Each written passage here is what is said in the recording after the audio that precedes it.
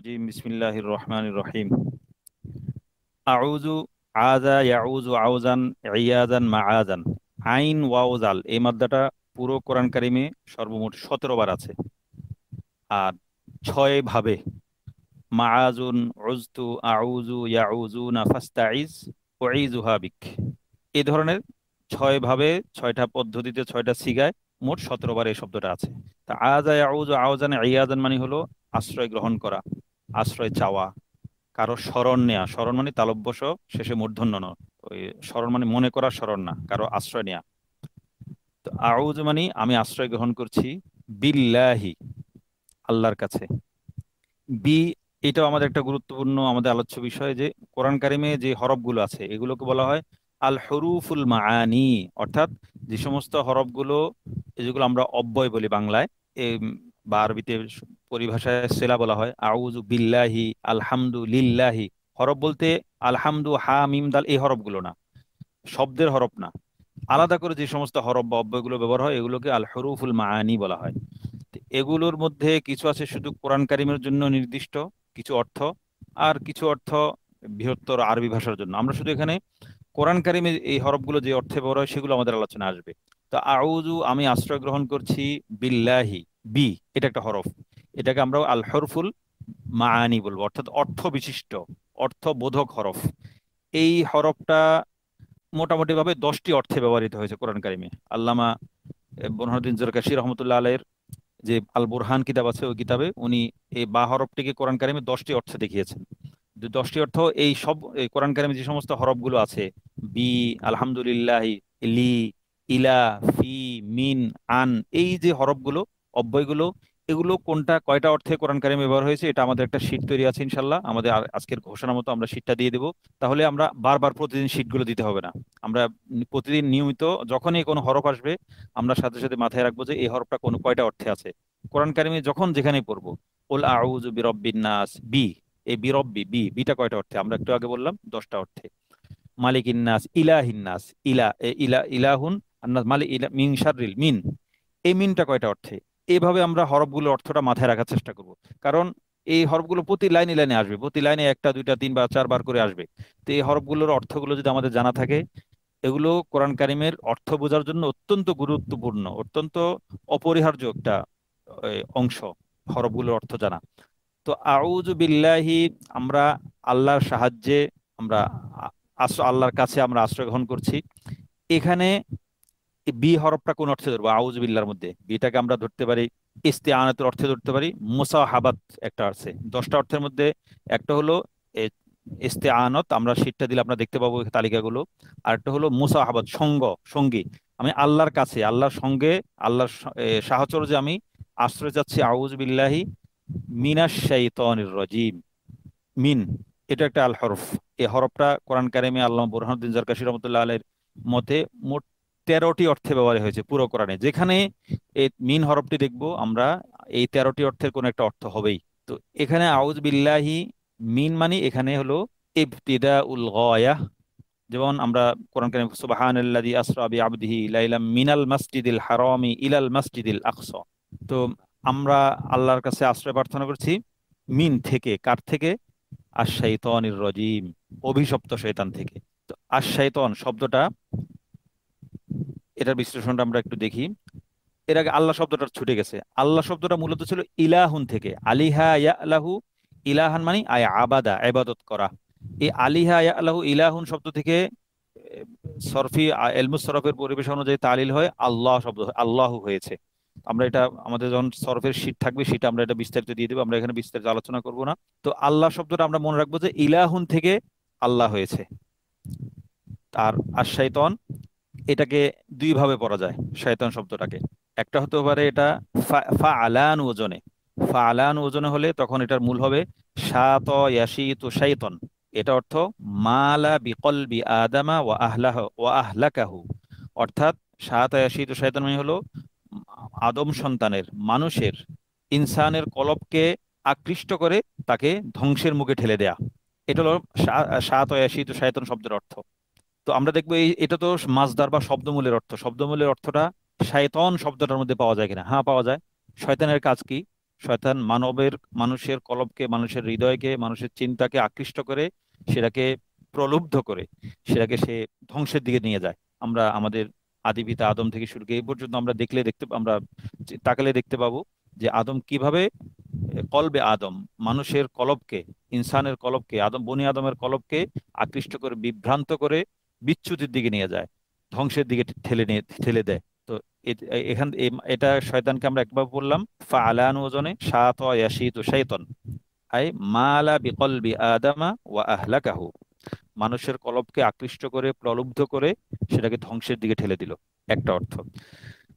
শাইতান শব্দের আরেকটা অর্থ হতে পারে, এটা হলো ফাইআলুর ওজনে, অর্থাৎ তখন সেটার মাসদার হবে সাত্তা ইয়াসুত্তু, সাতনা ইয়াসতুনু সুতুনান, আই বাউদা, দূরবর্তী হওয়া। সাতনা, তখন মূল হরফ হবে শিন ত নুন।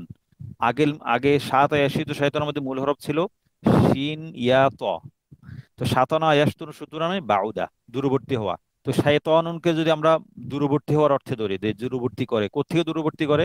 শয়তান মানুষকে, আদম সন্তানকে, বনি আদমকে, ইনসানকে আল্লাহ থেকে বিভ্রান্ত করে দূরে সরিয়ে নিয়ে যায়। তো শয়তান শব্দের অর্থ আমরা দুইটা জানলাম, একটা হলো শয়তান মানে এমন সত্তা, এমন জিন, এমন ইবলিস যে মানুষের কলবকে, মানুষের অন্তরকে বিভ্রান্ত করে ধ্বংসের মুখে ঠেলে দেয়। ধ্বংস বলতে শারীরিক ধ্বংস না, তার ইমানি ধ্বংস, তার আকীদার ধ্বংস, জাহান্নামের ধ্বংসের দিকে নিয়ে যায়।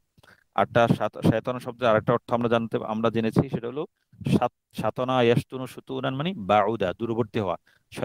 শয়তানের কাজ কি? শয়তানের কাজ হলো মানুষকে আল্লাহর ইবাদত থেকে, আল্লাহর আনুগত্য থেকে, আল্লাহর ইতাআত থেকে দূরে সরিয়ে নিয়ে যাওয়া। তো আমরা যখনই শয়তান শব্দটা বলবো, শয়তান শব্দটা পড়বো, শয়তান শব্দটার অর্থ জানার অর্থটা মাথায় রাখার চেষ্টা করবো, যে শয়তান শব্দটার মূল অর্থ দুইটা। একটা হলো এমন সত্তা, সেটা যে কি করে মানুষের অন্তরকে বিভ্রান্ত করে, আকৃষ্ট করে খারাপের দিকে নিয়ে যায়, ধ্বংসের দিকে নিয়ে যায়, এবং আল্লাহর রহমত থেকে দূরে সরিয়ে দেয়। তো শয়তান দুই প্রকার, মিনাল জিন্নাতি ওয়ান নাস, সূরা নাসের মধ্যে আছে। মানুষ শয়তানও হতে পারে, জিন শয়তান হতে পারে। তো এই সব শয়তান শব্দ যে দুটি অর্থ, এই দুটি অর্থ মানুষ শয়তানের মধ্যে পাওয়া যাবে। আমরা আশেপাশে তাকালেই দেখতে পাবো, আমাদের আশেপাশে অনেক মানুষ থাকে বা থাকার সম্ভাবনা আছে, যে আমাকে নানাভাবে আকৃষ্ট করে, প্রলুব্ধ করে, তার আচরণ দিয়ে, টাকা পয়সা দিয়ে, প্রভাব প্রতিপত্তি দিয়ে, বা ক্ষমতার জোর দিয়ে আমাকে ভালো কাজ থেকে সরিয়ে বিচ্যুত করে আমাকে ধ্বংসের দিকে ঠেলে দেয়। অথবা আমি তার এই সঙ্গ থেকে, তার সাথে থাকার কারণে আমি আল্লাহর রহমত থেকে দূরে সরে যাই, দিন থেকে দূরে সরে যাই, দাড়ি রাখা ছেড়ে দিই, বোরকা পরা ছেড়ে দিই, নামাজ পড়া ছেড়ে দিই। তাহলে বুঝতে হবে, আমি যে কাজই করি, আমার আল্লাহ বিরোধী, শরীয়ত বিরোধী আমি যে কাজে করি, সেটার মধ্যে কোনো না কোনো ভাবে শয়তানের প্রভাব থাকে। সেই শয়তানটা মানুষ শয়তানও হতে পারে, জিন শয়তানও হতে পারে। তো জিন হোক, মানুষ হোক, তার মধ্যে দুইটা বৈশিষ্ট্য থাকবে, যেটা আমরা বললাম। তো আউযু বিল্লাহি মিনাশ শাইতানির রাজিম। আর রজিম শব্দটা, রজিমুন, এটা হলো আসিফাতুল মুসাব্বাহাতু। আসিফাতুল মুসাব্বাহাতু বলে আমরা জানি যে এমন শব্দ যেটার মধ্যে অর্থটা স্থায়ীভাবে পাওয়া যাবে। রজিমুন মানে এমন, রজামা ইয়ারজুমু রজমান, এটা অর্থ হলো দুইটা। একটা হলো অভিশাপ দেয়া, লানত দেয়া, কাউকে বদদোয়া করা, এক অর্থ। আরেকটা হলো দূর করিয়ে দেয়া, তাড়ানো, তাড়ানো, দূর করে, দূরে হটিয়ে দেয়া, দুই। তিন নম্বর অর্থ হলো, রজামা অর্থ হলো পাথর মেরে হত্যা করা। রজামা ইয়ারজুমু রজমান, পাথর মেরে হত্যা করা, তিন নম্বর অর্থ। এগুলো কোরআন কারিমে ব্যবহৃত হয়েছে তিনটা। চতুর্থ অর্থ হলো অনুমান করা, আন্দাজে ঢিল ছোড়া, আন্দাজ করে কথা বলা, জানা নেই, মানা নেই, আন্দাজে কথা বলা। যে বিষয় জানা নেই সে বিষয়ে কথা বলা উচিত না। ইসলাম সম্পর্কে সঠিকভাবে জানা থাকলে এ কথা বেরোতো না যে আমরা এই বিষয়টা স্বাধীন করেছি ইসলামের জন্য নয়, ইসলামের জন্য আমরা এই জায়গাটা স্বাধীন করিনি, এমন কথা বেরোতে পারে না যদি ইসলাম সম্পর্কে জানা থাকতো। শয়তানের প্ররোচনা থেকে মুক্ত থাকা যেত, তাহলে এমন কথা, এমন দুঃসাহস, এমন স্পর্ধা কোনো মানুষের মুখ দিয়ে বেরোতে পারে না। তো মূল কথা হলো, আমি আমার ভিতরে যেই আচরণ, আল্লাহর দিন থেকে শরীয়ত বিরোধী যে সমস্ত আচরণে হবে, আমি এটা ধরে নেব আমি কোনো না কোনো ভাবে আমি শয়তান কবলিত, শয়তান দ্বারা আচ্ছন্ন, শয়তান দ্বারা প্রভাবিত, বা আমি শয়তানের আয়ত্তে আছি। এটা বোঝার জন্য আরেকটা শব্দ আমরা জানতে পারি, যেমন লা আহতানিকান্না। কোরআন কারিমে আরেকটা জায়গায় শয়তান নিজে বলছে, আমি মানুষকে করবো লা আহতানিকান্না। লা আহতানিকান ইহতিনাক মানে হলো, আমরা তো ঘোড়া দেখি না, ঘোড়া ঘোড়া বা গরু দেখি, গরুর মুখে ঘাস না খাওয়ার জন্য একটা গোল করে মুখের উপর একটা রশি বাঁধা থাকে। তো ঘোড়ার মুখেও ঘোড়া যাতে ছুটে চলা অবস্থায় আশেপাশে দেখে ঘাসে মুখ না দিতে পারে বা খাবারে মুখ না দিতে পারে, সেজন্য ঘোড়ার মুখটা বাঁধা থাকে। তো ওই শয়তান এই মানুষকে এভাবে মুখটা বন্ধ করে এইভাবে হাত পা বেঁধে ফেলে। এটাকে ইহতিনাক আহতানিকান্না, এই শয়তান এই ঘোষণা দিয়েছে।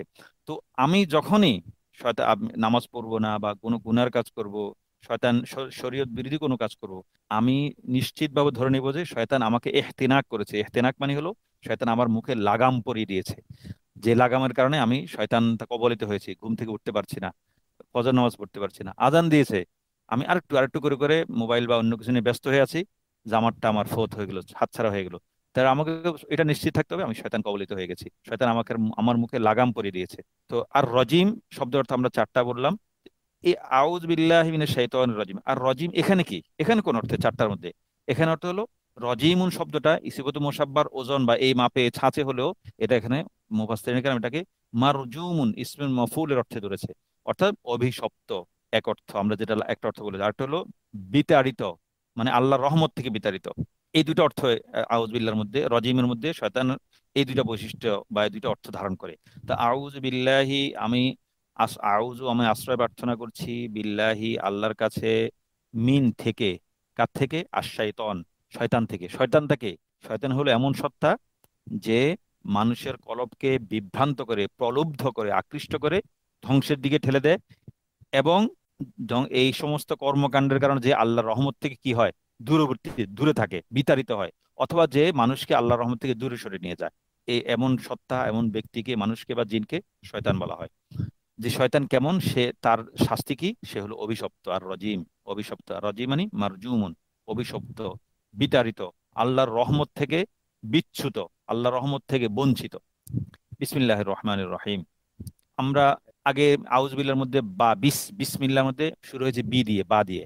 আমরা আউযুবিল্লাহর মধ্যে জেনেছি বি হরফটা কয়টা অর্থে, আমরা জেনেছি যে 10টা অর্থে হয়। তো বির মধ্যে, বিসমিল্লাহর মধ্যে বিটা ইস্তিআনত, অর্থাৎ সাহায্য প্রার্থনা করা, এই অর্থে হতে পারে, অথবা মুসাহাবাত, সঙ্গ, সাথে, নিয়ে, সংযুক্ত, এই অর্থে ব্যবহৃত হতে পারে। আমরা জানি কোরআন কারিমে বি হরফটি 10টি অর্থে, বা হরফটি 10টি অর্থে ব্যবহৃত হয়েছে। তো এখানে বির মধ্যে, বিসমিল্লাহর মধ্যে বি হরফটি দুটি অর্থে আমরা ধরতে পারি মুফাসসিরিন কেরাম। একটা হলো এই ইস্তেআনত, সাহায্য প্রার্থনা করা, মুসাহাবাত, সঙ্গ বা সাহায্য, সাহায্য অবলম্বন করা। এই এখন বিসমিল্লাহ ইসমুন মানে নাম। ইসমুন এই শব্দটা হলো একটা, যে কোনো বস্তুর নামকে ইসমুন বলা হয়। এর বহু বচন হলো আসমাউন, এটা কোরআন আসমা ও কোরআন শরীফে আছে, ও আল্লামা আদম আল আসমা আকুল্লাহা। তো বিসমিল্লাহির রহমান, আমরা বি মানে সাথে নিয়ে, ইসমিল্লাহ আল্লাহর নামে শুরু করছি। শুরু করছি, এই শুরু করা শব্দটা কোত্থেকে আসলো? এখানে তো শুরু করার কোনো এই অর্থের কোনো আরবি শব্দ নেই। এটা শুরুতে একটা ফেল উজ্জ আছে, ফেল মানে ক্রিয়া, ভার্ব উজ্জ আছে, যে আবেদা উ, আমি শুরু করছি বিসমিল্লাহি আল্লাহর নামে। এ বিষয়ের সাথে আমরা একটা কথা মনে রাখবো, আরবি ভাষায় যা কিছু বলা হয়, ব্যক্ত লেখা হয়, মুখে প্রকাশ করা হয়, সেরকম ঠিক ওই ধরনের বা হচ্ছে কিছু কম শব্দ কথা বা লেখার মধ্যে উজ্জ্ব থাকে, এটাকে বলা হয় মাহজুফ, হাদ আলফা। এর কোরআন আর আরবি ভাষা হলো মাহজুফের ভাষা। আরবি ভাষা হলো দমির বা সর্বনামের ভাষা। এখানে জমির বেশি ব্যবহার হবে, জমির না থাকলেও দমির অর্থ উঠবে, বা কোনো ফেল উচ্চারিত বা লিখিত না থাকলেও ফেলটার অর্থ থাকবে। কথা বলার সময়, তর্জমা করার সময় অর্থটা আসবে। যেমন বিসমিল্লাহ, আমি আল্লাহর নামে শুরু করছি। শুরু করছি এই শব্দটা নেই, লেখাই নেই, পড়াই নেই, কিন্তু এর বাক্যটার মধ্যে উজ্জ আছে। এটা আমাদেরকে ধরে নিতে হবে, এটা আমাদেরকে অনুমান করে মনে রাখতে হবে যে এখানে এরকম একটা শব্দ আছে, আবতাদিউ, শুরুতে বা শেষে। বিসমিল্লাহ, আমি আল্লাহর নামে শুরু করছি। আল্লাহ শব্দটা, যখনই আল্লাহ শব্দ আসবে, আমরা এটার বিস্তারিত যে তাহকিক, সব বিশ্লেষণ আমরা শীটের মধ্যে দিয়ে দেবো, এটা আমরা মাথায় রাখবো। কারণ অনেক 2,500-এর উপরে আল্লাহ শব্দটা এসেছে। তো বিল্লাহ আল্লাহ শব্দটা এসেছে আলিহা ইয়ালাহু ইলাহান মানে আয় আবাদা বা তা আব্বাদা, ইবাদত করা। তো ইলাহুন মানে হলো যার ইবাদত করা হয়, যার উপাসনা করা হয়, উপাস্য। ইলাহুন মানে মালুহুন, ইসমুল মাফউলের অর্থে। তো আল্লাহ শব্দটা মানে এমন হলো যে, যেটা হলো। তো আরেকটা অর্থ আমাদের, আরেকটা বিষয় আমাদের আউযুবিল্লাহর মধ্যে বাদ পড়ে গেছে, যে আল্লাহ শব্দটা ইলাহুন শব্দের শুরুতে আল, আলিফ লাম, এই আল যুক্ত হয়ে আল্লাহ হয়েছে, আল্লাহ বানানো হয়েছে। এই আল আমরা অনেক জায়গায় কোরআন কারিমে ভুরি ভুরি দেখবো, যে আউযু বিল্লাহি, আল্লাহ শব্দ শুরুতে, আল্লাহ শব্দ আল আছে। আশ-শাইতান, আশ-শাইতান মূল শব্দ শাইতান, শুরুতে আল যুক্ত হয়েছে। আর রজিম, রজিমুন শব্দের শুরুতে আল যুক্ত, আল, আর রজিম আল যুক্ত হয়েছে। আমরা একটু প্রত্যেক লাইনে লাইনে দেখবো, লাইনে 10, 2, 4, 5, 6 বার দেখবো এই আল শব্দটা। এই এটা শব্দ, এই দুইটা হরফের অর্থ জানাটা জরুরি। তো এটাও আমরা শিটে দিয়ে দেবো ইনশাল্লাহ। এটা একবার মুখস্থ করে রাখতে পারলে আমাদের সব সময়ের জন্য কাজে লাগবে। তো আমরা এখানে সংক্ষেপে বলে রাখি, আল শব্দটা মৌলিকভাবে তিনটা অর্থের জন্য ব্যবহার হবে, তিন ধরনের ব্যবহার। একটা হলো জিন্স, মানে প্রজাতি বোঝাবে, মানে যেমন আল ইনসান, ইনসান মানে মানুষ, আর আল ইনসান মানে মানব জাতি, মানুষের প্রকার, মানুষের এ, এ, তামরাতুন একটি খেজুর, আর তামরু মানে খেজুর, মানে খেজুর প্রজাতি, এই জাতি খেজুর জাতীয় একটা ফল। তো আল যুক্ত হলে জিন্স বা প্রজাতি বোঝাবে। যেহেতু জায়গায় আমি আল দেখবো, খেয়াল করব এটা এই আলহামদু, আল জালিকাল কিতাব, আল কিতাব, মালিক ইয়াউমিদ্দিন, আদ-দ্বীন, এই যে আলিফ লাম শুরুতে, এই আলিফ লামটা কোন অর্থে ব্যবহৃত হয়েছে? একটা হলো জিন্স, প্রজাতি বোঝাবে। আর একটা হলো ইস্তিগরাক, মানে সবকিছু বোঝাবে। যেমন আলহামদু আমরা বলি যে সমস্ত প্রশংসা, এই সমস্ত শব্দটা কোত্থেকে আসলো? আলহামদু মানে প্রশংসা। এই সমস্ত, এই অর্থটা এসেছে আল থেকে। এই আল মানে, এই আল দুইটা শব্দের অর্থ, এগুলো দেখলেও নিরীহ লাগে। আলিফ আল্লাম, এটা কি? এটা আসলে নিরীহ হলো এগুলো, যাকে বাংলা আমরা বলতে পারি ধান্না মরিচ। মানে মরিচ ছোট, কিন্তু এটা অর্থ অনেক ব্যাপক, অনেক শক্তিশালী। এই আল শুধু এই দুইটা হরফ যুক্ত হয়ে একটা শব্দের অর্থের মধ্যে আকাশ পাতাল ব্যবধান করে তৈরি করে দেয়, অনেক অর্থের মধ্যে অনেক ওলট পালট সৃষ্টি করে। তো এর দ্বিতীয় অর্থ হলো আলের ইস্তিগরাক, অর্থাৎ সামষ্টিক সবকিছু বোঝাবে। এই শব্দটা, যে শব্দের শুরুতে আল যুক্ত হবে, যদি আলটা যদি ইস্তিগরাক হয়, তাহলে ওই শব্দটার অর্থের মধ্যে একটা সামষ্টিকতা আনবে। হামদুন মানে প্রশংসা, যে কোনো প্রশংসা, শুধু প্রশংসা, কিন্তু আল হামদু মানে সমস্ত প্রশংসা। ইস্তিগরাক সামষ্টিকতা, সামগ্রিকতা এই শব্দটার অর্থ। আল শব্দ, আলিফ লাম, এই দুইটা দুইটা অর্থ গেল। আরেকটা অর্থ হলো আহদি, আহদ, আইন হাদ আল, আহদ মানে পরিচয়, নির্দিষ্ট। তো যেমন ধরো যাক, ফিরআউনুর রাসূলা, ফেরাউন আসা মানে অমান্য করেছে, অবাধ্যতা করেছে ফেরাউন, কার? আর রসুল, রসুলের। এখানে রসুল মানে কোন রসুল কিন্তু বলা নেই, কিন্তু আলিফলাম যুক্ত হওয়ার কারণে আমরা এটা বলো আলিফলামে আহদি, মানে পরিচয়। এই আলিফলাম যুক্ত হওয়ার কারণে একটা অপরিচিত শব্দকেও পরিচিত করে দেবে। তো ফেরাউনের জন্য কোন মুসা, কোন কোন নবী? মুসা। এই আলিফলামের কারণে আমরা এই আহদি, এই আহাদ আলিফলামটা একটা শব্দের মধ্যে পরিচয়, বাড়তি পরিচয় সৃষ্টি করবে। এটা একটা অপরিচিত শব্দের মধ্যে আলিযুক্ত হয়ে ওই শব্দটার মধ্যে একটা পরিচিত ব্যক্তি, বস্তু বা স্থানের ব্যঞ্জনা, অর্থ বা নির্যাস যোগ করবে। তো আমরা এটা মনে রাখবো, মৌলিকভাবে আলিফলাম অর্থ, যে সমস্ত আলিফলাম অর্থ সৃষ্টি করে শব্দের মধ্যে, সেই আলিফলামটা তিন প্রকারের। আলিফলাম জিনসি এক, আলিফলামে ইস্তিগরাকি সামষ্টিক অর্থ বোঝাবে, আলিফলামে আহদি, আহাদ মানে পরিচয় সৃষ্টি করবে।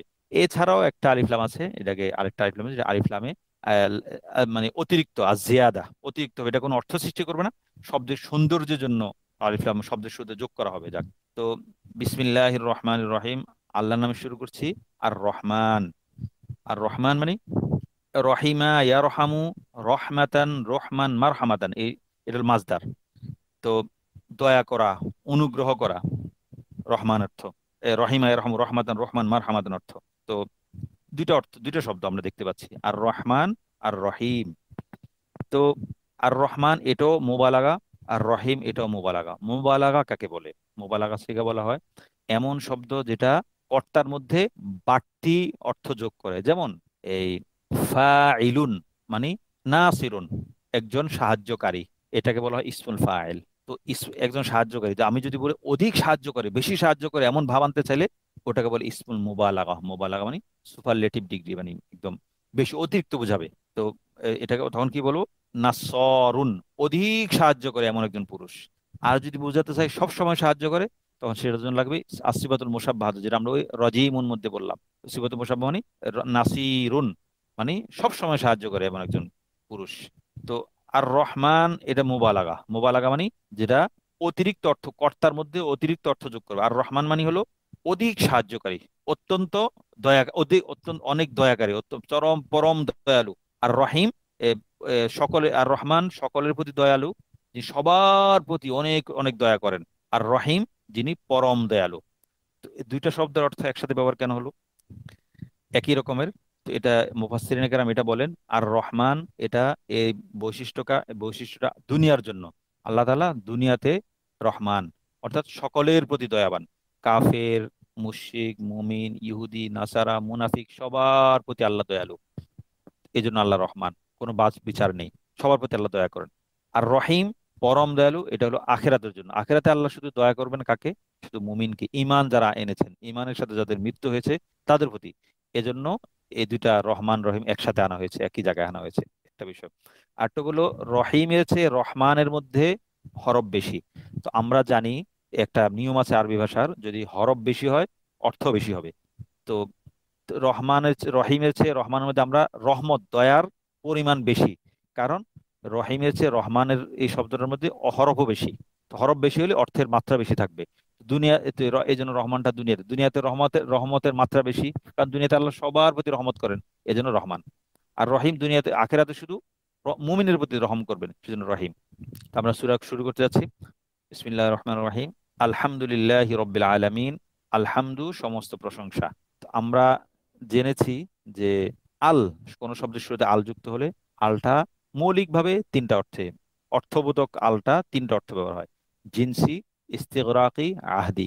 তো আলহামদুর মধ্যে যে আলটা আছে, এই আলটাকে আমরা জিনসি ধরতে পারি, অর্থাৎ যত প্রজাতির, যত প্রকারের প্রশংসা হতে পারে সেগুলো লিল্লাহ, আল্লাহর জন্য। আর এটাকে ইস্তেগরাকিও ধরতে পারি, ইস্তেগরাক মানে সামষ্টিক অর্থে সমস্ত ধরনের প্রশংসা, সব ধরনের প্রশংসা লিল্লাহি, কার জন্য? আল্লাহর জন্য। এই, তো আমরা এ- এটা মনে রাখবো, এই আলিফ লামের অর্থটা মনে রাখবো। যখনই আলিফ লামের সাথে আমরা বারবার বলতে থাকবো ইনশাল্লাহ, সমস্যা নেই, মনে রাখলেও, চেষ্টা করবো মনে রাখলে ভালো, নাহলে আমরা বারবার বলবো, বলতে বলতে বলতে আস্তে ইনশাল্লাহ মুখস্থ হয়ে যাবে। আলহামদু, সমস্ত প্রশংসা, লিল্লাহি, আল্লাহর জন্য, যিনি কে? রব্বিল আলামিন, তিনি জগৎসমূহের রব, প্রতিপালক। এখন আমাদের একটা বিষয় ছিল যে আমরা হরফ, আল হরুফুল মানি, কোরআন কারিমে যত জায়গায় হরফ আছে, সে হরফগুলো কোনো ফেলের শুরুতে লাগুক, ইসিমের শুরুতে লাগুক, যেখানে লাগুক, আমরা হরফগুলো অর্থ জানার চেষ্টা করব, অর্থটা কোন অর্থে ব্যবহৃত হয়। এ, এখন তো লাম শব্দটা আল্লামা জারকাশি রহমতুল্লাহ আলাইহির মধ্যে, তিনি বোরহান কিতাবে লিখেছেন, মোট প্রায় 13টা অর্থের মতো কোরআন কারিমে ব্যবহৃত হয়েছে লাম হরফটা। এখানে কি জন্য? আলহামদু লিল্লাহি, এই লামটার জন্য লিত্তাহ লিত্তাখসিস। তাখসিস মানে হলো খাস করে দেয়া, নির্দিষ্ট করে দেয়া। এটা, এই এই প্রশংসাটা কার জন্য নির্দিষ্ট? আল্লাহর জন্য, এক অর্থ। তো লামটা 13টা অর্থের আরেকটা অর্থ হতে পারে তামলিক, মালিক বানিয়ে দেয়া। তো আল্লাহ সমস্ত প্রশংসার মালিককে, সমস্ত প্রশংসার মালিক হলেন আল্লাহ। এই যে আমরা, যদি আমরা আলহামদুলিল্লাহি, সমস্ত প্রশংসা, এই সমস্ত শব্দ, এই সমস্ত শব্দটা কিসের অর্থ? আল আল, এই শব্দের অর্থ, এই হরফের অর্থ। লিল্লাহি, সমস্ত প্রশংসার মালিক আল্লাহ, এই মালিক অর্থটা কোত্থেকে আনলাম? লি থেকে। লামের অর্থ আমরা বললাম 13টা, 13টার মধ্যে দুইটা, এখানে আমরা দুইটা অর্থ ধরতে পারি, মুফাসসিরগণ দুইটা বলেছেন। একটা হলো লিত্তাহকিক, লিত্তাখসিস, আল্লাহর জন্য খাস সমস্ত প্রশংসা। আর হলো লিত্তামলিক, মালিক বানিয়ে দেয়া। এ, সমস্ত প্রশংসার, প্রকৃত প্রশংসার মালিক আল্লাহ। তো সমস্ত প্রশংসা লিল্লাহি, আল্লাহর জন্য, রব্বিল আলামিন, যিনি রব, প্রতিপালক। রব্বুন, এটা মাজদার, রব্বা এরুব্বু রব্বান মানে প্রতিপালন করা। এটা মাজদার অর্থ হলো তারবিয়াতুন। রব্বুন, এটা যদি মাজদার, এই মাজদার শব্দের অর্থ হলো তারবিয়াত। তারবিয়ত মানে হলো একটা বস্তুকে, একটা প্রাণী, বস্তু, ব্যক্তি বা বস্তুকে এমন ভাবে রক্ষণাবেক্ষণ করা, প্রতিপালন করা, যত্ন করা, যেভাবে রাখলে তার জন্য কল্যাণকর হবে। অর্থাৎ প্রতিপালন, রব্বুন শব্দের অর্থ হলো তারবিয়াতুন। তারবিয়াত শব্দের অর্থ হলো কোন একটা সন্তানকে, মানুষকে বা অধীনস্থকে এমন ভাবে প্রতিপালন করা। কেউ কেউ অভিযোগ জানাচ্ছেন শোনা যাচ্ছে না এখন, এর জন্য কি করা যায়? ইবনে মাহমুদ ভাই, আপনি কি শুনতে পাচ্ছেন? এমনি অন্যরা শুনতে পাচ্ছে কিনা? জি জি, আমি জিজ্ঞাসা করছি। জি। ইবনে মাহমুদ ভাই, আপনি কি শুনতে পাচ্ছেন? আব্দুল্লাহ নোমান ভাই। অনেকে হয়তো এই ওই কথা বলার জন্য একটা যে ক্লিক করতে হতো, ওটাতে বোধ হয় এখন অভ্যস্ত হয়ে উঠতে পারেননি। জি। ইয়াসমিন মাহমুদ ভাই, শোনা যাচ্ছে কিনা? শোনা যাচ্ছে। জি। জি জি জি, আচ্ছা, ঠিক আছে। জি, ঠিক আছে। জি। সবাই সাউন্ডটা বন্ধ রাখলে ভালো হয়। বিসমিল্লাহির রহমানির রহিম। তো রব্বুন শব্দের অর্থ আমরা জানলাম, এটা একটা মাজদার। তো যারা এই পরিভাষাগুলোর সাথে পরিচিত না, মাজদার, ইসমুল ফাইল, ইসমুল মাফউল, ইসমুল মুবালাগা, আমরা এগুলো একটু জেনে নেওয়ার চেষ্টা করব। বিশেষত আমাদের এই আলোচনাটা যারা একটু মৌলিকভাবে আরবি ব্যাকরণ নাহু সরফের সাথে পরিচিত তাদের জন্য এই বিষয়টা সহজ হবে। আর যারা কোনো বিষয় কঠিন লাগবে, খটকা লাগবে, আমরা বিষয়গুলো চেষ্টা করবো আশপাশ থেকে জেনে নিতে বা প্রশ্ন করার চেষ্টা করবো আমাদের গ্রুপে, হোয়াটসঅ্যাপে বা আমাদের টেলিগ্রামে গ্রুপ আমরা প্রশ্ন করে জানার চেষ্টা করবো যে এই বিষয়টা আমি বুঝি না, বুঝলাম, আমরা ইনশাল্লাহ চেষ্টা করবো বলার বিষয়টা সহজ করে বলার জন্য। তো রব্বুন, রব্বিল আলামিন, রব্বুন এটা হলো মাজদার। এর শব্দের অর্থ হলো তারবিয়াতুন। তারবিয়াতুন এই শব্দের অর্থ হলো, এই রব্বুন শব্দের অর্থ আমরা যদি জানি এটা হলো তাবলীগু শাইই ইলা কামালিহি বিহাসাব ইস্তি'দাদিহি শাইআন ফাশাইআন। আরবি অর্থ, বাংলা অর্থ হলো তার রব্বুন বলা হয় বা তারবিয়াতুন বলা হয়। তারবিয়াত এমন একটা বস্তু, কোনো বস্তুকে, কোনো ব্যক্তি বা বস্তুকে তার উপকারের সর্বোচ্চ চূড়ান্ত সীমায় পৌঁছে দেয়া। আমরা আল্লাহকে কল্পনা করি, আল্লাহ তাআলা আমাকে একদম নাই থেকে, একদম আমার কোনো অস্তিত্ব ছিল না, এই অনস্তিত্ব থেকে আল্লাহ আমাকে অস্তিত্বে এনে আমাকে একদম জান্নাত পর্যন্ত পৌঁছে দিবেন, একদম কামাল, একদম পরিপূর্ণতার স্তরে পৌঁছে দিবেন। ইনি রব, বা পৌঁছে দিবেন বা পৌঁছে দেওয়ার যাবতীয় ব্যবস্থা করে রাখবেন। তো আমার জন্য ব্যবস্থা করে রেখেছেন, আমি চেষ্টা করলে আল্লাহ আমাকে, আমি জান্নাতে যেতে পারবো, আল্লাহ আমাকে জান্নাতে পৌঁছে দিবেন। আমার জন্য সবকিছু ব্যবস্থা করে রাখার পরও যদি আমি সেই ব্যবস্থা গ্রহণ না করি, তাহলে আমি আল্লাহর তরবিয়ত, আল্লাহর প্রতিপালন, আল্লাহর যত্ন আমি নিজ থেকে গ্রহণ করলাম না, সেটা আমার দুর্ভাগ্য। তো রব বলা হয় যিনি তার অধীনস্থকে, তার সন্তানকে, তার এ, পোষ্যকে উপকারিতার পূর্ণতম স্তরে পৌঁছে দেন, তিনি হলেন রব। তো এখানে রব শব্দটার অর্থ, শাব্দিক অর্থ তারবিয়াতুন। আর এই শব্দটার যদি ইসমুল ফাইল অর্থ ধরা, যে রব মানে হলো যিনি মুরব্বি, এটাই হলো শব্দের তাফসিরি অর্থ। যে আমরা যখন রব্বুল আলামিন বলবো, রব্বুল আলামিন তাফসির অর্থ করার সময় এটাই বলি, যিনি প্রতিপালক। প্রতিপালক মানে যিনি মুরব্বি, প্রতিপালন করেন। রব্বাই রব্বি তারবিয়াতান, যিনি প্রতিপালন করেন, তিনি হলেন রব। তো এই প্রতিপালককে শব্দের অর্থ আরবিতে হলো রব, মুরব্বি বলা হয়, যে আমরা যে প্রচলিত প্রচলিত অর্থে যেটা মুরব্বি বলি, এটা এই রব্বুন শব্দের তফসির, রব্ব শব্দের বিস্তারিত অর্থ। তো রব্বিল আলামিন, আলামিন মানে হলো জগৎ। আলামুন এটার এক বচন, বহু বচন হলো আলামুনা, আলামিনা। তো এটাকে বলা হয় জমা মুজাক্কার সালিম। জমা মুজাক্কার সালিম, জমা মানে বহু বচন, মুজাক্কার মানে হলো পুরুষবাচক, সালিম মানে হলো যে বহু বচনের মধ্যে তার এক বচন বা ওয়াহেদের ওজন বা ছাঁচটা ঠিক থাকে। আলামুন এক বচন, আলামুন, আলামুনা। তো এখানে সাধারণত আমরা জানি জমা মুজাক্কার সালিম ব্যবহার হয় জ্ঞান সম্পন্ন মানুষের জন্য। এই বহু বচনটা মানুষের জন্য বা যারা জ্ঞান বুদ্ধি সম্পন্ন তাদের জন্য নির্দিষ্ট। তো এখানে আলামুন মানে জগৎ, এই বিশ্ব ব্রহ্মাণ্ড, এই বিশ্ব জগৎ, এটা তো কোনো মানুষ না বা জ্ঞান বুদ্ধি সম্পন্ন ব্যক্তি না। তো এইটার জন্য তো আলামুনা এই মাপের, এই ওজনের যে বহু বচন ব্যবহার করার কথা ছিল না। তো এটার উত্তর মুফাসসিরিনে কেরাম এভাবে বলেন যে আলামুন বিশ্বজগৎ বলতে বিশ্বজগতের প্রধানতম সৃষ্টি, প্রধানতম উপাদান হলো, অংশ হলো মানুষ। তো প্রধানকে, প্রধানের দিকে, এই বিশ্বজগতের প্রধানতম অংশ, প্রধানতম এম, এ, যারা সদস্য, তাদের দিকে খেয়াল করে এই বহুবচনটা ব্যবহার করা হয়েছে। এক বিষয় আলামুন, তো আলিমা ইয়া আলম ইলমান মানে জানা। তা আলামুন হলো জানার মাধ্যম। এটা এই ওজনটা হলো ইসমুল আলার ওজন। ইসমুল আজা এটা হলো প্রচলিত অর্থে যে মিফ আলুন, যে ইসমুল আলা জানি, সেটার বাইরে, এটা খেলাফে কিয়াস, নিয়ম বহির্ভূত ইসমুল আলার অর্থে।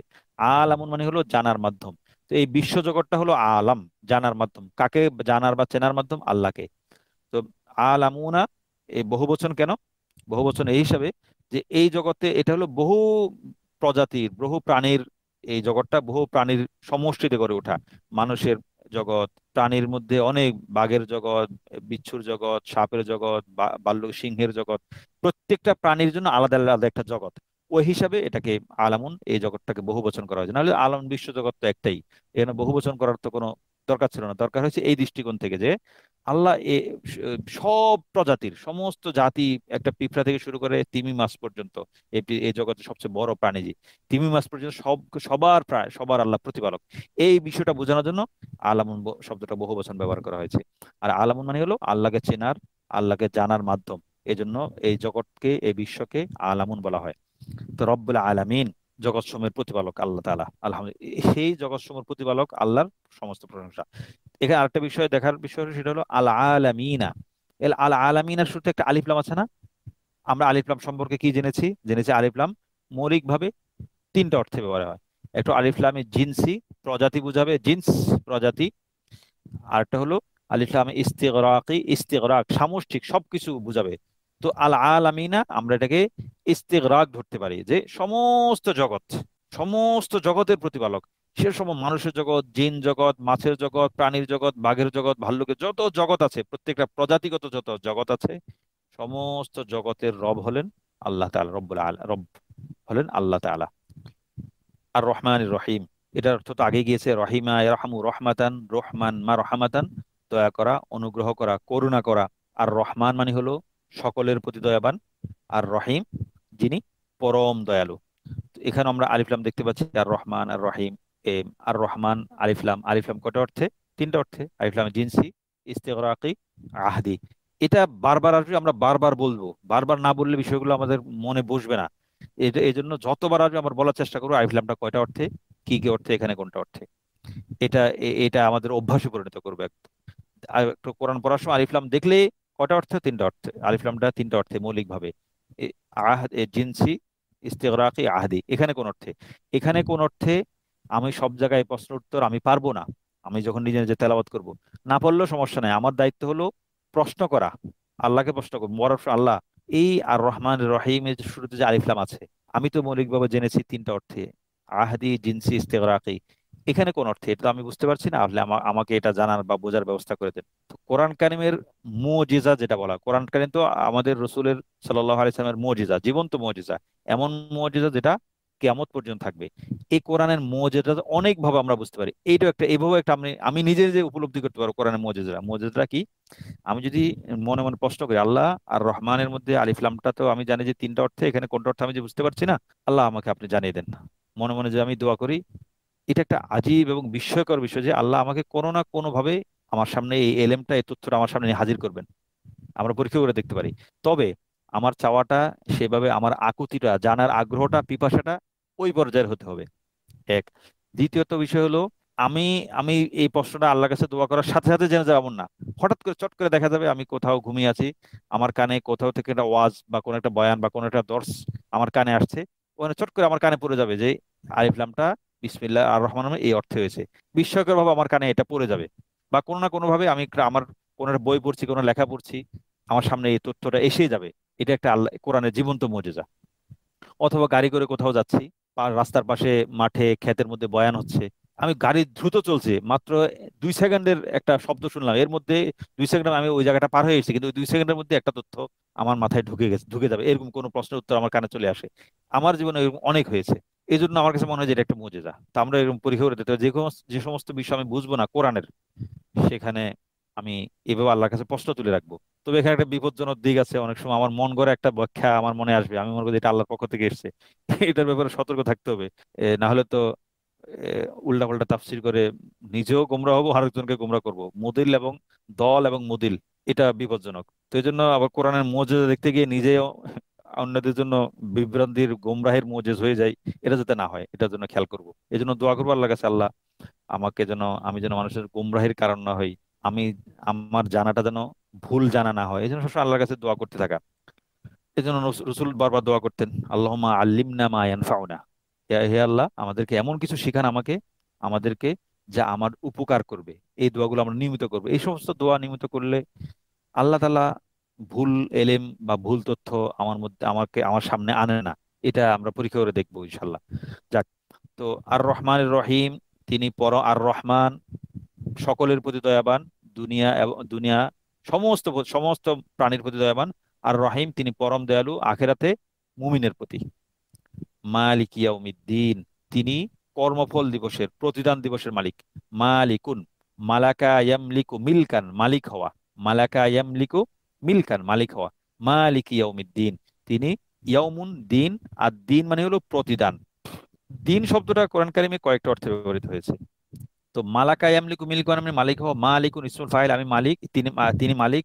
আল্লাহ কোন দিনের মালিক? ইয়াউমিদ্দিন, প্রতিদান দিবসের, কর্মফল দিবসের মালিক। ইয়াউমুন এটা হলো দিন, বহু বচন হলো আইয়ামুন।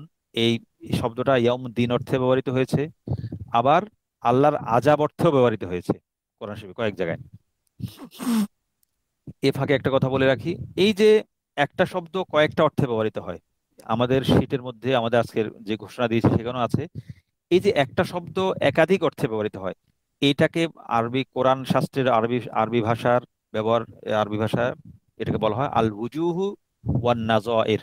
ইলমুল উজুহি ওয়ান নাজায়ের, এই শাস্ত্রটাকে বলা হয় উজুহি নাজায়ের, মানে একটা শব্দ একাধিক অর্থে ব্যবহার হয়।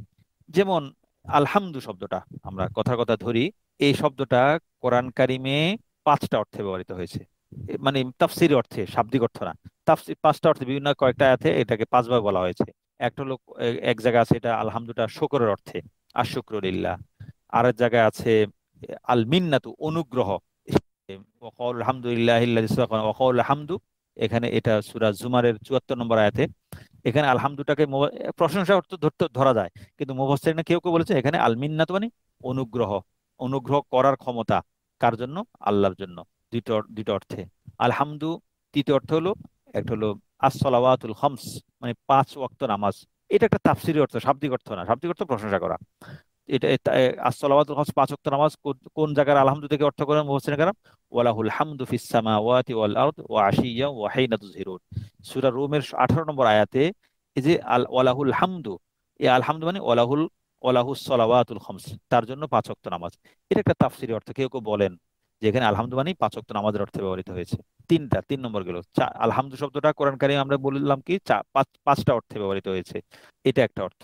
আরেকটা অর্থ হলো আলহামদু মানে হলো আস-সানা ওয়াল মাজদু, প্রশংসা এবং কারো কীর্তি ঘোষণা করা। তো এটা হলো সূরা আলে ইমরানের 188 নম্বর আয়াত, 188। ওয়ায়ুহিব্বুনা আন ইউহমাদু বিমা লাম ইয়াফআলু, তারা পছন্দ করে যে তাদের প্রশংসা করা হোক, তাদের গৌরব বর্ণনা করা হোক, বিমা লাম ইয়াফআলু, এমন বিষয় যেটা তারা করেনি। না করে প্রশংসা পেতে চায়, কোনো কাজ না করে সবকিছুতে তার প্রশংসা করতে হবে। দেশে ঘূর্ণিঝড় আসেনি, তার প্রশংসা, তিনি তার এবাদত বন্দেগীর কারণে নাকি দেশে ঘূর্ণিঝড় আসেনি। মানে যে কোনো বিষয়ে প্রশংসা, একজনকে প্রশংসা পেতেই হবে। এক এক আজীব বিস্ময়কর মানসিকতা হয়ে গেছে মানুষের।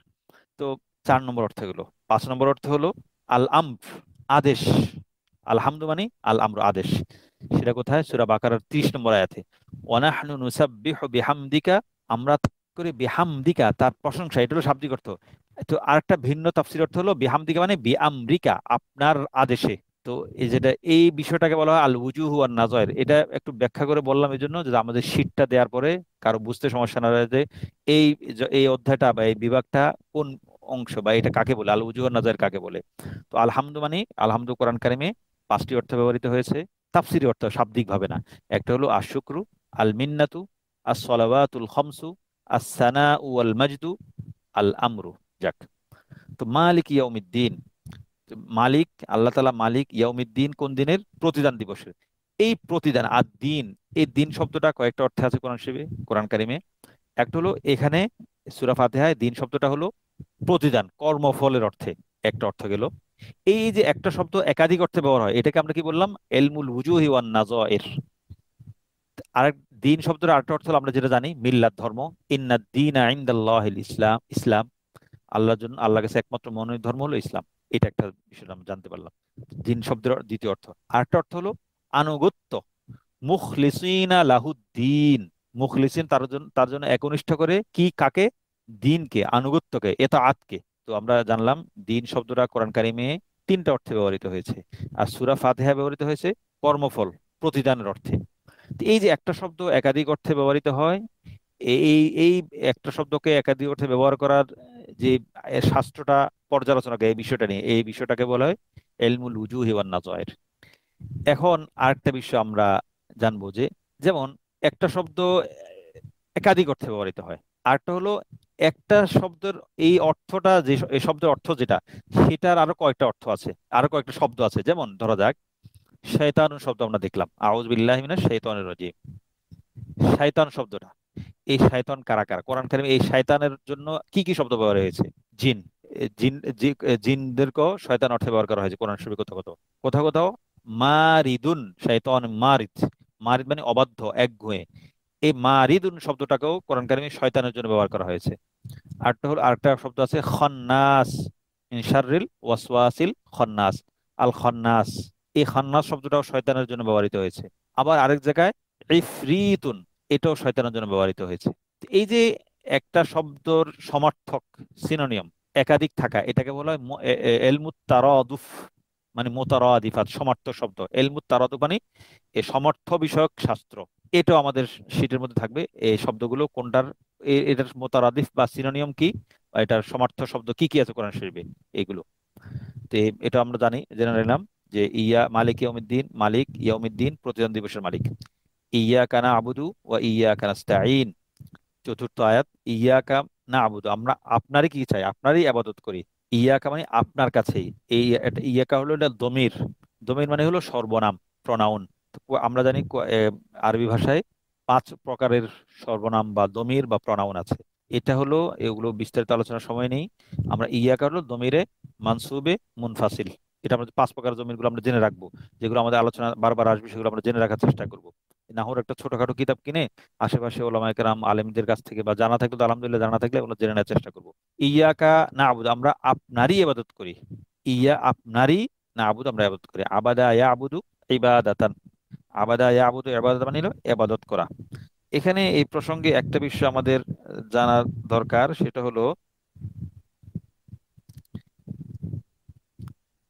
এবাদত কাকে বলে। এটা আমাদের বারবার আলোচনায় থাকবে, আলোচনা আসবে। তা আমাদের এই দর্শে কোরআন সিরিজের প্রথম বই যেটা ফি মানাকিবিল কোরআন, সেটার 12 নম্বর পৃষ্ঠায় এবাদত কাকে বলে সেটার সংজ্ঞা দেয়া আছে।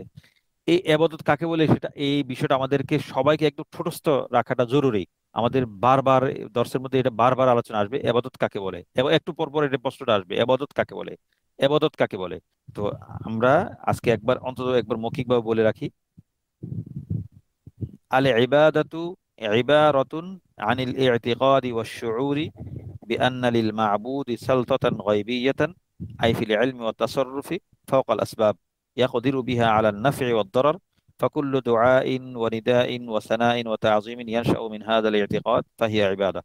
এমনি হয়তো শুনতে হয়তো একটু কঠিন মনে হবে, বা একটা, যেহেতু আগে থেকে কারো যদি যা শোনা না থাকে, এটা একটু ইয়া লাগবে।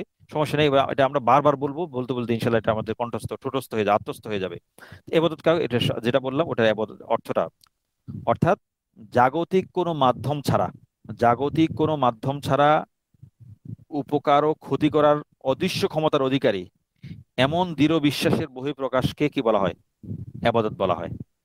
অর্থাৎ আমি যদি কারো মধ্যে যে বিশ্বাস করলাম যে এই সত্তার মধ্যে, এই সত্তার কোনো মাধ্যম ছাড়া, টেলিফোন, লোকজন, কোনো মন্ত্র কন্ত্র কিছু ছাড়া, কোনো সাহায্য ছাড়াই একাকী মানুষের উপকার অপকার করার ক্ষমতা আছে অন্যের, এই ক্ষমতা আছে মনে করে তার ইবাদত করা, তাকে সিজদা করা, তাকে তার সামনে মাথা ঝুঁকানো, তার কোনো কিছু করা, এটাকে ইবাদত বলা হয়। তো এই আবাদত যদি আল্লাহ ছাড়া, এই বিশ্বাস রেখে যে গায়রুল্লাহ, আল্লাহ ছাড়া অন্য কোনো সত্তার মধ্যে, যে কোনো আসবাব ছাড়া, কোনো মাধ্যম ছাড়া, এই ব্যক্তি বা এই বাবা বা এই নেতা, এই এই এই আমার এই মুরব্বি, কোনো সাহায্য ছাড়াই তিনি গায়বীভাবে এই কাজটা করতে পারেন, ক্ষমতা অধিকারী, এমন মনে করে তাকে শ্রদ্ধা করা, তার প্রতি সিজদা করা, এটা হলো এটাকে ইবাদত বলা হয়। তো এটা যদি আল্লাহ ছাড়া অন্য কারো করা হয়, সেটা হলো শিরিক, সেই ইবাদতটা হলো শিরিক হবে। আর শুধু আল্লাহর জন্য করা হলে এটা তাওহীদ হবে। তো আমরা এই ফি মানাকিবুল কোরআনের মধ্যে এই যে মূলনীতিগুলো আছে, এগুলো আমরা একটু ভালো করে আত্মস্থ না করলে আমাদের বারবার আলোচনা আসবে, তো আমাদের আলোচনাগুলো আমাদের একটু ধরতে কষ্ট হয়ে যাবে। তো এখানে মাসায়েলে ইলাহ, আল্লাহ সম্পর্কিত 11টা মূলনীতি বলা আছে, আর কোরআন বোঝার মৌলিক 16টি মূলনীতি বলা আছে, এবং 34টি এ, ফাওয়ায়েদ বা টিকা আছে। এগুলো যদি আমরা না জানি, আমাদের বারবার আলোচনা প্রতিদিন লাইনে লাইনে এগুলো কথা আলোচনা আসবে, সেগুলো আমাদের বুঝতে সমস্যা হয়ে যাবে। আমরা একটু চেষ্টা করব এই বিষয়গুলো একটু সংগ্রহ করে, অনলাইনে আমাদের পোস্টগুলো পোস্ট করা আছে বিষয়গুলো, বা অফলাইনে যদি আমরা বইটা সংগ্রহ করতে পারি আলহামদুলিল্লাহ। না হলে আমাদেরকে বললে আমরা সহযোগিতা করার চেষ্টা করব, বিষয়গুলো বুঝিয়ে দেওয়ার চেষ্টা করব। তো আমরা এই এবাদত কাকে বলে, এখন আমরা যেটা মূল আলোচনা ফিরে আসছি, এবাদত কাকে বলে, এই আবাদতটা আমরা যেটা শুনলাম সেটা আমরা মনে রাখার চেষ্টা করবো, মুখস্থ করার চেষ্টা করবো। আমরা আবাদত কাকে বলে সেটা আমরা দিয়ে দেবো ইনশাল্লাহ শীটের মধ্যে। তো এটা একটা সবসময় লাগবে, প্রতি আয়াতে আয়াতে লাগবে, কারণ আমাদের কোরআন কারিম হলো কিতাবুত তাওহীদ, তৌহিদের কিতাব। তো তৌহিদ মানে হলো আল্লাহর ইবাদত, মানে হলো তৌহিদ। তো প্রতি লাইনে লাইনে তৌহিদের আলোচনা, প্রতি লাইনে লাইনে তো শিরিককে নাকচ করা হয়েছে। আমরা সব ধরনের শিরিককে নাকচ করি, সব ধরনের আমরা তাওহীদকে প্রতিষ্ঠা করি, তাওহীদের বিশ্বাস করি, তাওহীদকে ধারণ করি। এই শিক্ষাটা দেওয়ার জন্যই কোরআন কারিম নাজিল হয়েছে। কোরআন কারিমের লাইনে লাইনে আলহামদু, সমস্ত প্রশংসা আল্লাহর, এটা তাওহীদ। আল্লাহর প্রশংসা মানে কি, আমি আল্লাহকেই তো এখন প্রশংসার যোগ্য মনে করছি, এটাই তাওহীদ।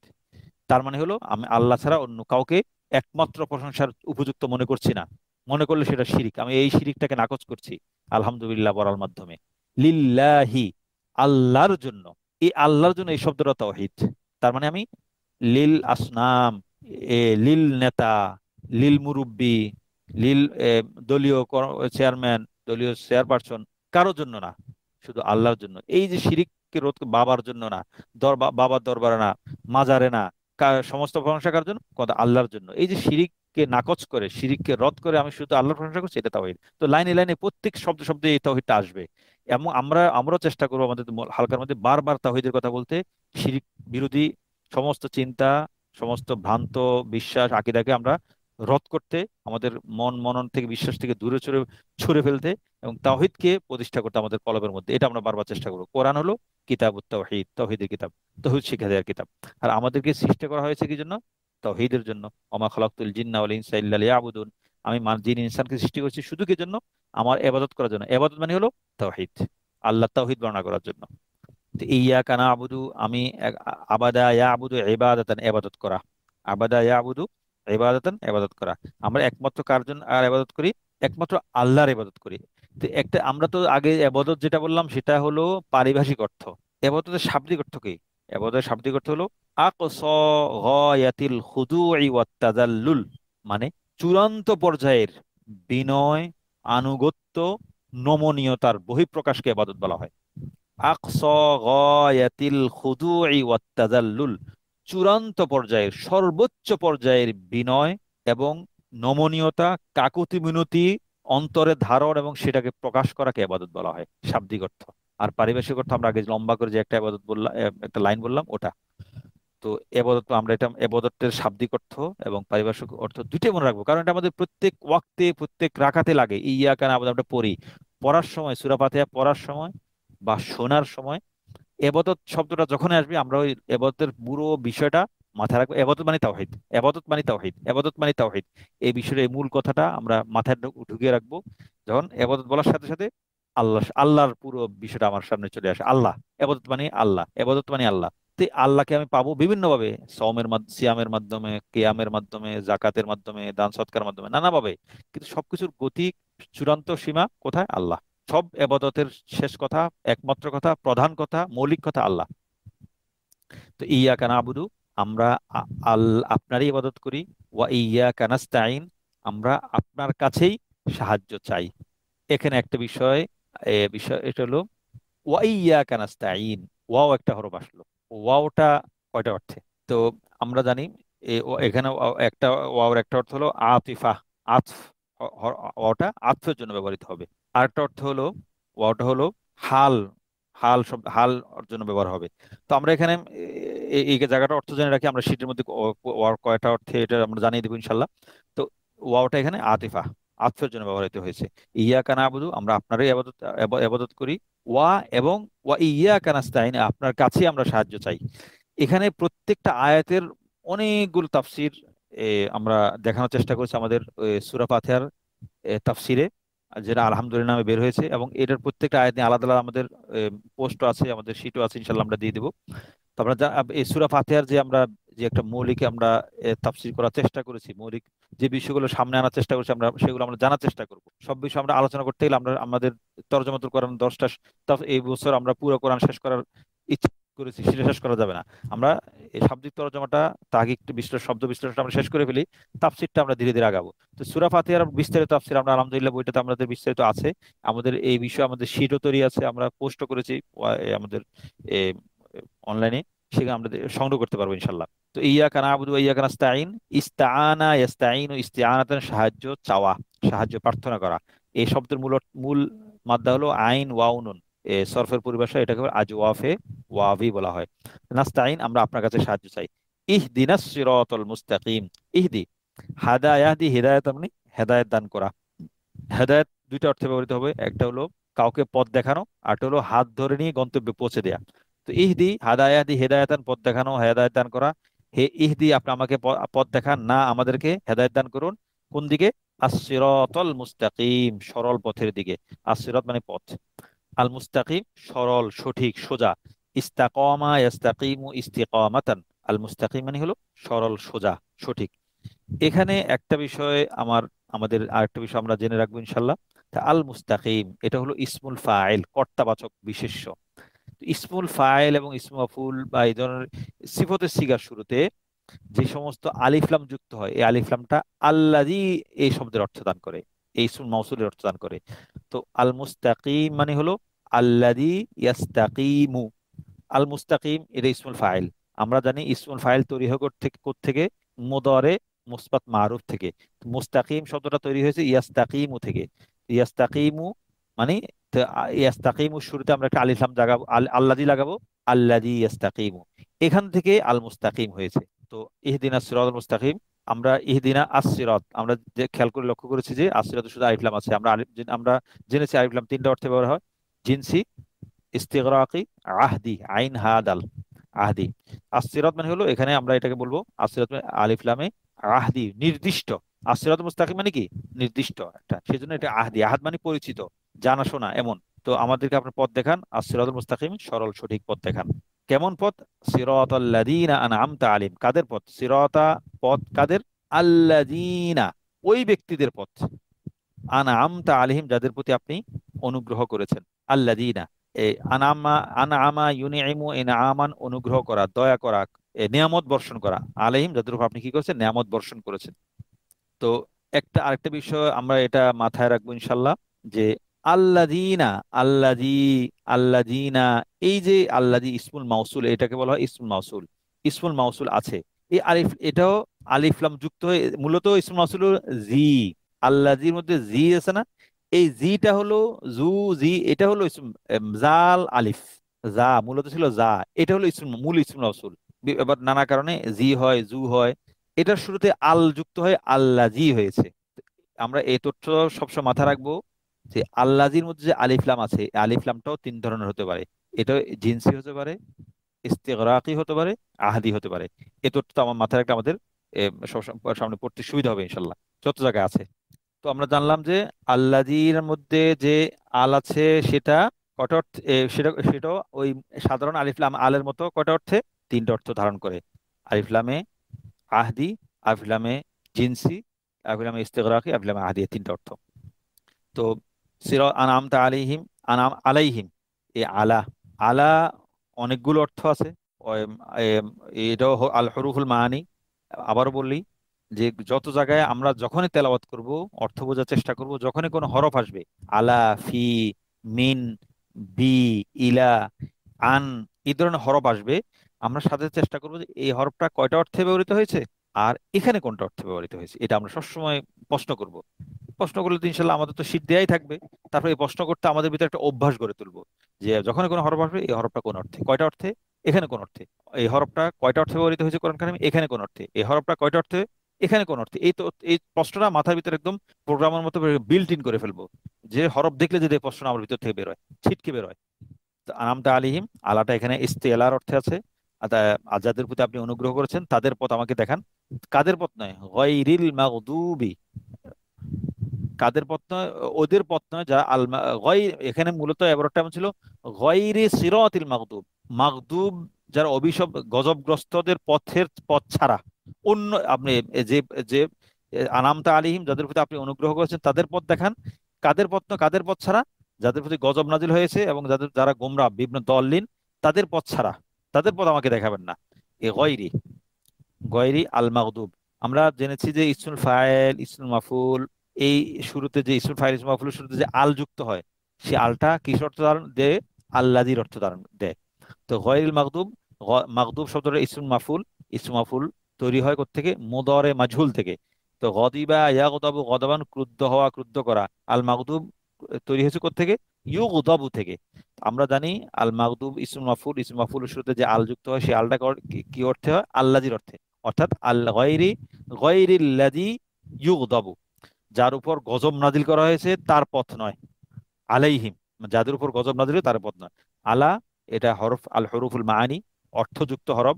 এই হরফটা কয়টা অর্থে, কয়েকটা একাধিক অর্থে আছে কোরআন কারিমে। এখানে ইস্তেলার অর্থে উপর থেকে পড়া বুঝাবে।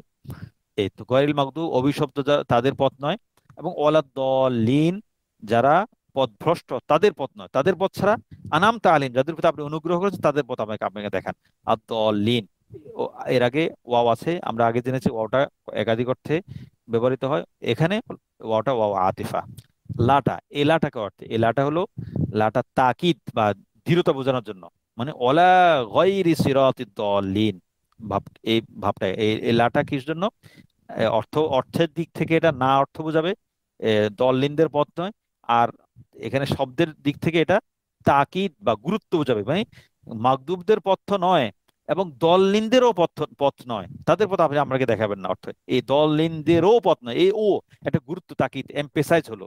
সেটা কিসের অর্থ কোত্থেকে আসলো? লা, তাক, এই শব্দের অর্থ, এই শব্দটা থেকে অর্থটা, এই এমপেসাইজটা অর্থ বা তাকিদ বা বাড়তি ব্যঞ্জনা, জোর অর্থটা এসেছে। আর দল্লিন, দল্লিন মানে দল্লা ইয়াদিল্লু দলালান, গোমরা হওয়া, পথভ্রষ্ট হওয়া। তো আদ-দল্লিন মানে যে গোমরা, যে পথভ্রষ্ট। আদ-দল্লুন, আদ-দল্লিনা, এটা ইসমুল ফাইল, কর্তাবাচক বিশিষ্ট, যে করে, কাজ করে, সে যে গোমরা হয় সে পথভ্রষ্ট। আমরা এটা জেনেছি ইসমুল ফাইল তৈরি হয় থেকে, মোদরে মারুফ থেকে। তো এটার মধ্যে দলের মোদরে মারুফ কি? দল্লা ইয়াদিল্লু, ইয়াদিল্লু থেকে দল হয়েছে। আমরা আরেক এটাও আমরা জেনেছি যে আদ-দল ইসমুল ফাইলের শুরুতে যে আলিফ লামটা আল, আদ-দলিন যে আলিফ লাম থাকে, সেটা কিসের অর্থ দেয়? আল্লাযির অর্থ দেয়। তো এই আদ-দলিন তাহলে মূল রূপ কি?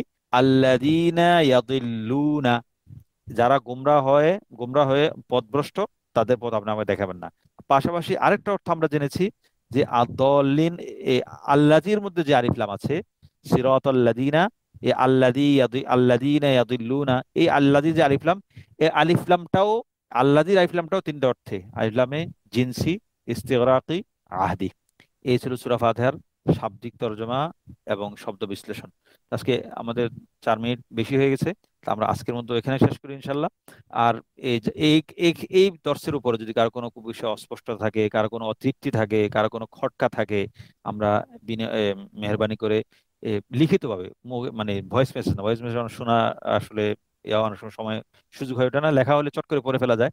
আমরা যদি প্রশ্ন, বেশি পর্যাপ্ত পরিমাণ প্রশ্ন থাকে, তাহলে আমরা এই প্রশ্নোত্তরের জন্য প্রত্যেকটা দর্শের পরে আলাদা একটা দর্শ আরেকটা হালকা করব, যে আগের দর্শের সম্পূরক হালকা, সম্পূরক দর্শ, যে আগের দর্শের উপর যদি কোনো কারো প্রশ্ন থাকে, ওই প্রশ্নোত্তর গুলোর উপর আলাদা একটা দর্শ করব, এরপর পরবর্তী রুকে যাব। আরেকটা বিষয়, আমরা আজকের ঘোষণা তো আমরা জানিয়ে দিয়েছি, আমাদের প্রত্যেকটা দর্শে, শব্দ তর্জমা দর্শে, এখানে শুধু শাব্দিক তর্জমা এবং শব্দ বিশ্লেষণ হবে, অতিরিক্ত কোনো কিছু আলোচনা হবে না। অতিরিক্ত আলোচনা আমরা আজকে মাত্র কয়েকটা লাইন পড়তে আমার অনেক সময় লেগে গেছে, তো এই জন্য বেশি সময় ব্যয় করা যাবে না। শুধু আর অতিরিক্ত যে আলোচনাগুলো, সেগুলো আমরা আমাদের শীট দিয়ে দেব। ওই শীটগুলো পড়ে কারো যদি কোনো প্রশ্ন থাকে, অস্পষ্ট থাকে, সেটা আমরা প্রশ্নের মধ্যে প্রশ্ন আকারে জানিয়ে দেব। আহ সেটা আমরা উত্তর দেওয়ার চেষ্টা করব সেগুলো।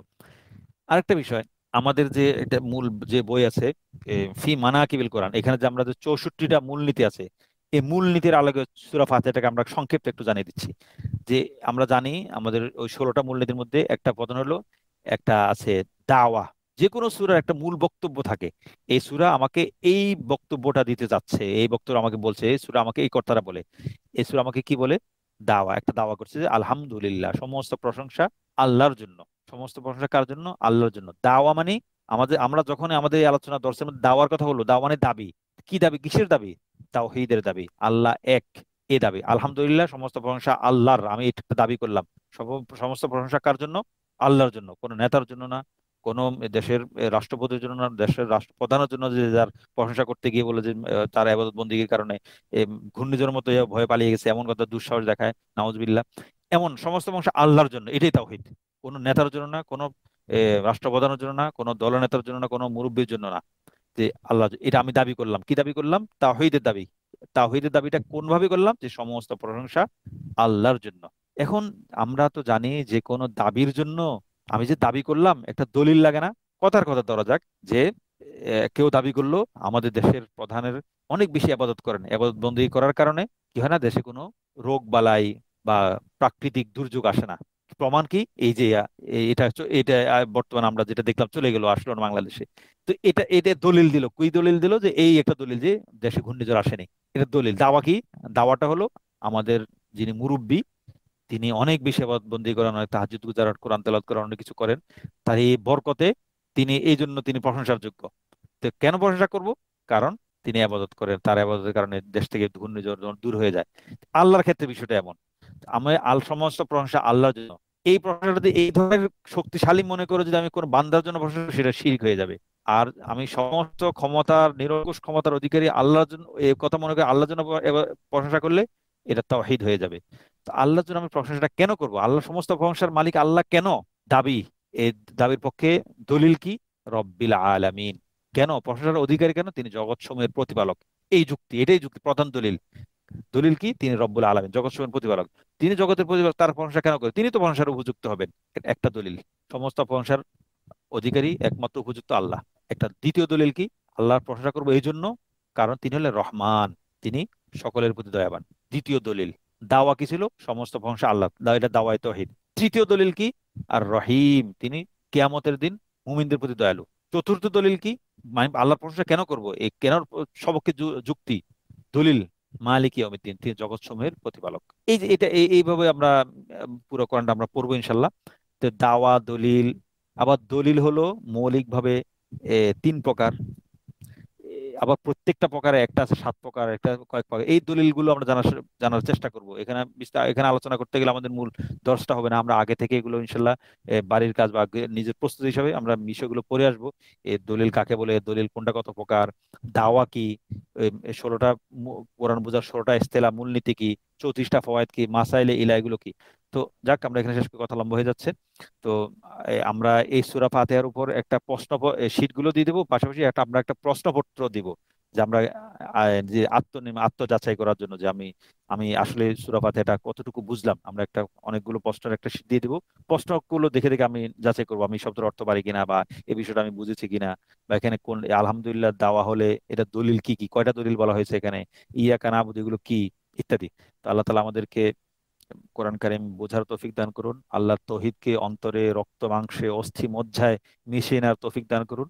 আল্লাহ তালা আমাদেরকে শিরিক মুক্ত এবাদত দান করুন, রিয়া মুক্ত এবাদত দান করুন। এবং আল্লাহ তালা আমাদেরকে কোরআনকে বোঝার, কোরআনকে ধারণ করার, কোরআনকে বাস্তবায়ন করার তৌফিক দান করুন। আসসালামু আলাইকুম রহমতুল্লাহ। জি, আলহামদুলিল্লাহ। আমাদের ক্লাস আলহামদুলিল্লাহ রেকর্ড হয়েছে। যারা শুনতে পাননি, তো আমরা তাদের জন্য ইনশাআল্লাহ আমাদের যে চ্যানেল আছে সেই চ্যানেলে আমরা আপলোড করে দেব ইনশাআল্লাহ। আর আমাদের যে ফি মানাকিবিল কোরআন, যেটা শাইখের কিতাব লেখা আছে, সেটারও আমরা আমাদের গ্রুপে, চ্যানেলে আমরা দিয়ে দিয়েছি। আমরা কার সাথে যোগাযোগ করে আমরা সেটা সংগ্রহ করব। আমরা পরবর্তীতে আমরা দরকার হয় আবার দিয়ে দেবো ইনশাআল্লাহ। আল্লাহ তাআলা আমাদেরকে আমল করার তৌফিক দান করেন।